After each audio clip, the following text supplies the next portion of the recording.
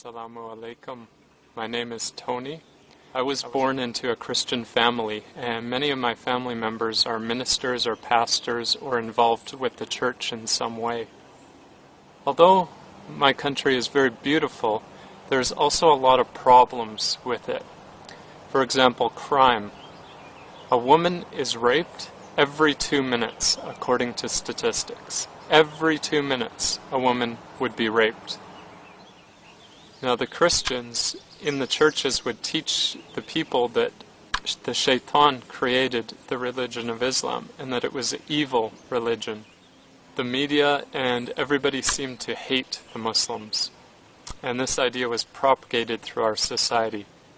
But I did not hate the Muslims. I wanted to guide the Muslims to the straight path and show them that they should not worship any rock or any man or any created thing. Now, could you imagine me telling a Muslim that? Now, at this time, I didn't really understand my religion very well, so I wanted to study it. And I was raised to believe in the Trinity, and so I worshiped the Trinity out of ignorance. This is the way my parents taught me to do. See, I was born into the strongest sect of Christianity in my country. These are known as the Baptists, and they believe in the Trinity very strongly. But for some reason, it just didn't feel good for me to do this. But I just followed along because this is what I was taught to do. So I began to read the Bible, and I wanted to learn my religion so I could teach it to others and teach it to the Muslims. But when I read the Bible, I was shocked. I couldn't believe what is in the Bible. I was surprised that every prophet came with the same message, that there is no God except for the one true God, and that you should worship Him alone. None of the prophets taught about a Trinity, not even a single one. They all came with the same message. They all came with the message of oneness of God. For example, in Deuteronomy chapter 6, verse 4, "Hear, O Israel, the Lord our God is one Lord." Exodus chapter 34, verse 14, "For you shall worship no other God." Mark chapter 12, verse 29, "And Jesus answered him, The first of all the commandments is, Hear, O Israel, the Lord our God is one Lord." Matthew chapter 4, verse 10, "Then said Jesus unto him, Go away, Satan, for it is written, You shall worship the Lord your God, and Him only shall you serve." I was also shocked to see the method of prayer of the way the prophets, the way they prayed. When I was young, I was taught to pray like this, with my hands together, looking up to the sky. This is the way I was taught to pray, sitting on a chair, just putting your hands together like this. This is the way I was taught to pray. But when I was reading the Bible, I saw that the prophets, they fell on their face to pray in submission to God. For example, Genesis 17, verse 3, "And Abraham fell on his face." Numbers chapter 16, verse 4, "And when Moses heard it, he fell on his face." 1 Samuel chapter 20, verse 41, "David arose out of a place toward the south, and fell on his face to the ground." 2 Chronicles chapter 20, verse 18, "And Jehoshaphat bowed his head with his face to the ground, and all Judah and the inhabitants of Jerusalem fell before the Lord, worshipping the Lord." Matthew 26, verse 39, "And he went a little further and fell on his face and prayed." Revelations 7, verse 11, "And all the angels stood around about the throne and fell before the throne on their faces and worshipped God." And I also read in the Bible about fasting. Matthew chapter 4, verse 2, "And when he had fasted 40 days and 40 nights, he was afterwards hungry." Mark 2, chapter 18, and the disciples of John and of the Pharisees used to fast. Matthew 6, verse 18, Moreover, when you fast, be not as the hypocrites of a sad countenance, for they disfigure their faces, that they may appear unto men to fast. Matthew 6, verse 17, But you, when you fast, anoint your head and wash your face. So as a Christian, we weren't even taught that we should fast. This wasn't even something that the church leaders even taught us to do. And not only this, but in the Bible it talks about the Hajj.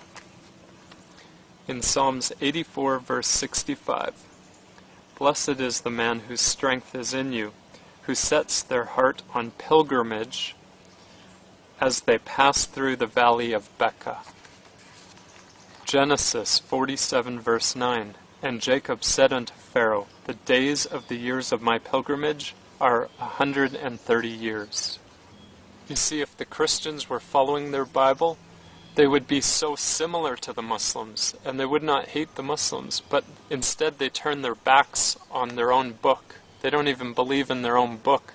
Instead they teach something different. If only the Christians would follow their own book, they would believe in the oneness of God. They would pray by prostrating. They would give charity. They would fast. And they would go to the Hajj. Inshallah. Now when I read the Bible, I was also disgusted at what I found. I was horrified because of the lies in it. For example, in the Old Testament, there's a story about Jacob, how he has a wrestling match with God, and he beats up God. He wins. He is superior in strength to God. Now, how can I believe that? Another good example is in the Bible. It says that God sleeps. How could God sleep? Psalms 44, verse 23. Awake, why do you sleep, O Lord? Psalm 78, verse 65.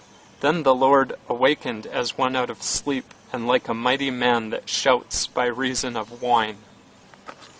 How dare anybody utter these lies against God?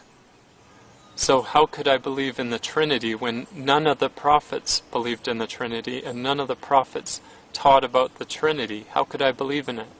So I went to my family and I told them I do not believe in the Trinity because none of the prophets did. And so they arranged for me to meet with one of my family members who is a minister.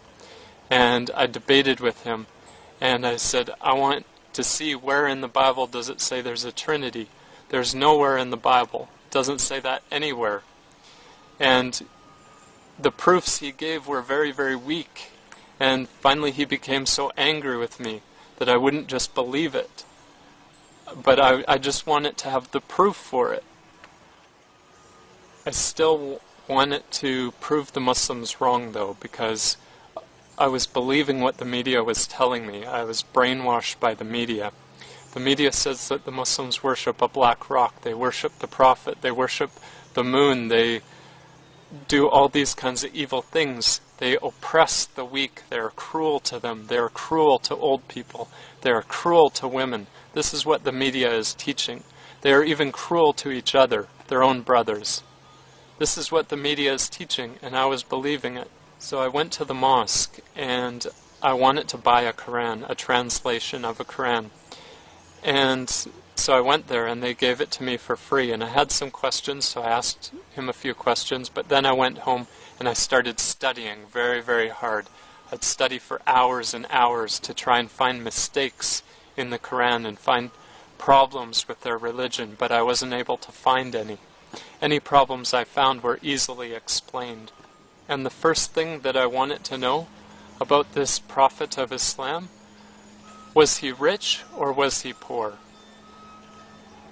Because I thought that maybe he was only doing it for money. So I thought, okay, is he rich or was he poor?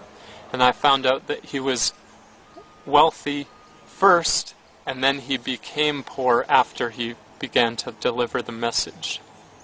And even after he began to deliver the message, they came and offered him money, but he refused it.